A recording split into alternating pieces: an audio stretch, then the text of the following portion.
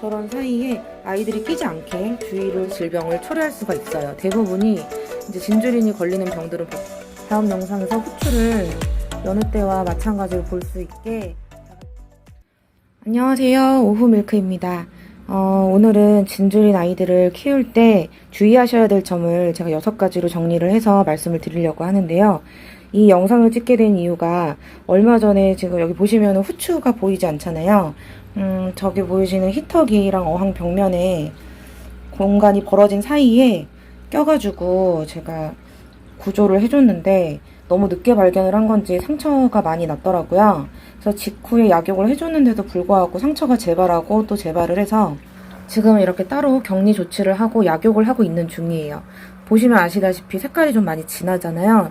저는 이번이 마지막이라고 생각을 하고 약욕을 진행하고 있습니다. 너무 심각한 상태였고 계속 멍을 때리고 있는 상태에서 다른 아이들이 공격을 해도 아무런 반항도 못하고 가만히만 있더라고요. 다행히도 따로 격리를 해주니까 이렇게 움직이기도 하고 먹이 반응도 보여서 다행이라고 생각하면서 나름 기대를 하고 있습니다.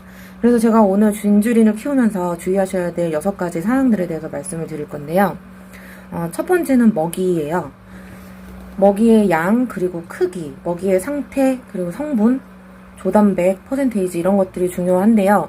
일단은 먹이의 양이 뭐든지 과유불급이라고 많이 주시면 여러 가지 질병을 초래할 수가 있어요. 대부분이 이제 진주린이 걸리는 병들은 보통 수질과 먹이의 양이다라고 말씀하시는 분들도 계실 정도로 그 정도로 중요한데 생각보다 항상 적게 주셔야 된다고 말씀을 드리고 싶어요. 저도 한때는 먹이를 많이 주고 환수를 신경을 써주면 수질에 신경을 써주면 괜찮을 거라고 생각을 했는데 절대 그게 아니었고요.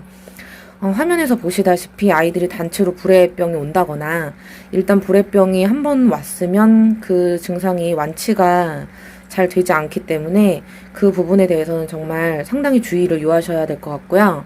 그리고 먹이의 크기 같은 경우에는 제가 사실 예전에 알게 와퍼라는 히카리 사료를 좀 식물성 사료를 주면 애들 몸에 좋을 것 같아서 급여를 했다가 쪼개서 줬음에도 불구하고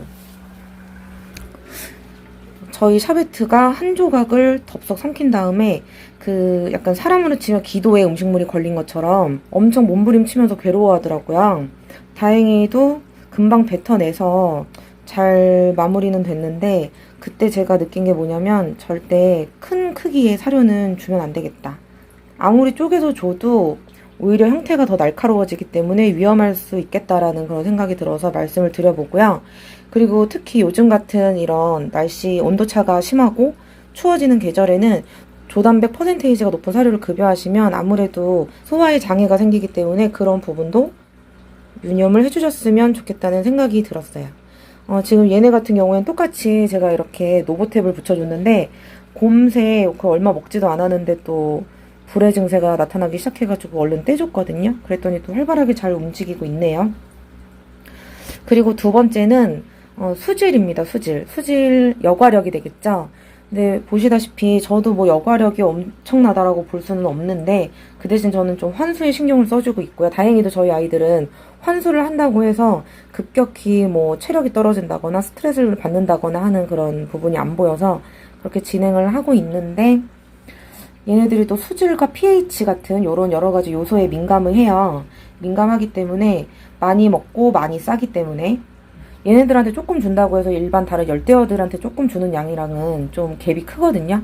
그래서 수질과 여과력에 대해서 좀 신경을 써주셔야 되겠다라는 생각이 들었고요. 세 번째는 수온입니다.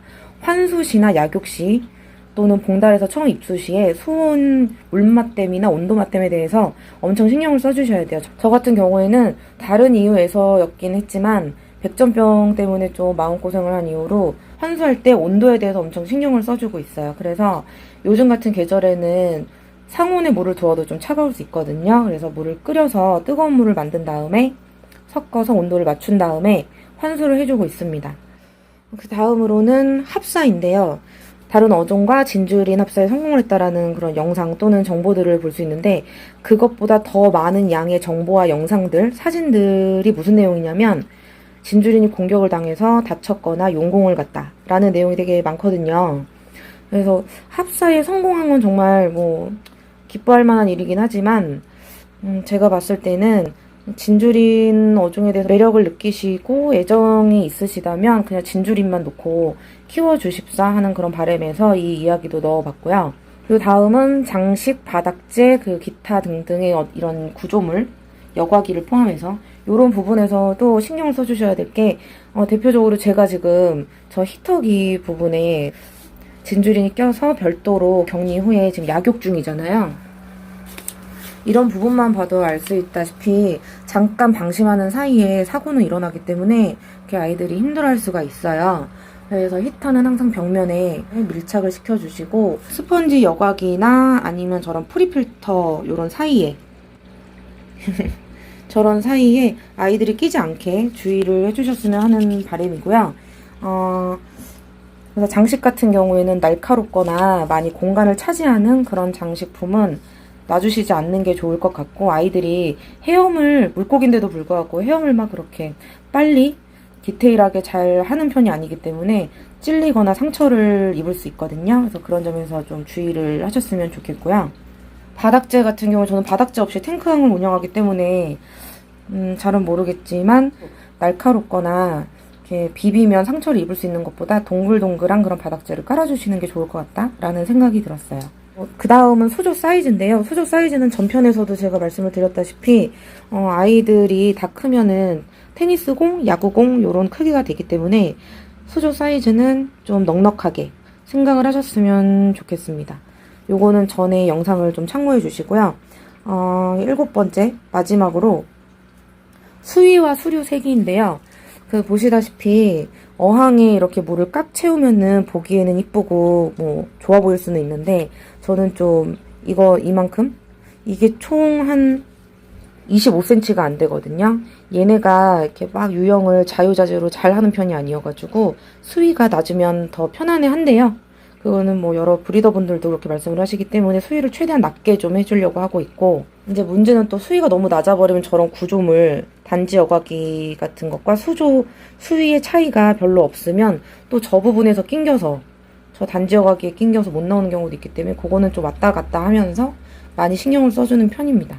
그리고 진주린들이 보시다시피 요런 롱핀 아이들은 비교적 움직임이 빠르고 좀 정밀해서 저렇게 사이를 왔다 갔다 하기도 하고, 그래서 약간 조금 다른 요런 장식재를 놓아주기도 하고, 뭐 수류에 지나치게 신경을 쓰는 편은 아닌데, 요런 일반 통통한 진주린 아이들 있잖아요. 이런 아이들 같은 경우에는 수류가 너무 세면 자기 움직임에 비해서 힘들어할 수가 있기 때문에 그런 쪽에서 스트레스를 받거나 데미지가 쌓일 수 있기 때문에 수류의 세기를 너무 세지 않게 해주시면 좋겠다라는 것이 제 생각입니다.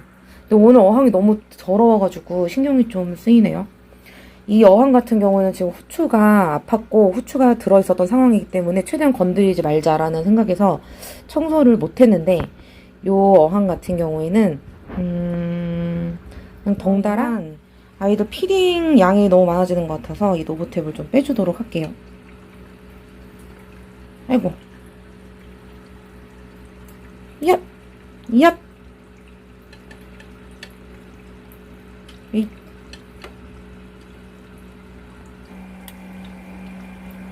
으악. 그래서 오늘의 진주린 일기를 정리를 해보자면, 진주린을 키우실 때 주의하셔야 될 점들을 한번 얘기를 해봤는데요. 첫 번째는 먹이, 두 번째는 수온, 스윙, 세 번째는 수질, 여과력, 네 번째는 합사 문제, 다섯 번째는 구조물, 바닥재, 장식물, 요런 주의사항이고요.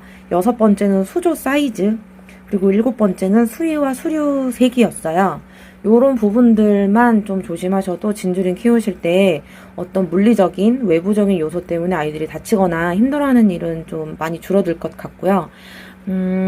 제가 우리 후추 때문에 지금 저도 좀 마음이 많이 안 좋은 상태인데, 오후 밀크가 사실은 오렌지, 밀크, 크림, 그리고 후추, 그래서 오후 밀크인데 이 중에 한 녀석이라도 탈락이 되면 제가 조금 마음이 많이 힘들어지지 않을까, 저도 많이 걱정이 되고 마음이 안 좋은 상태인데, 부디 저희 후추가 꼭 쾌유할 수 있기를 같이 빌어주시고, 저도 치료에 힘쓰고 많이 노력할 테니까 다음 영상에서 후추를 여느 때와 마찬가지로 볼 수 있게 다 같이 기도해주세요. 그럼 오늘의 진주린 일기는 여기서 끝. 제 영상이 도움이 되셨고 즐거우셨다면 구독과 좋아요 꼭 좀 부탁드릴게요. 그럼 안녕.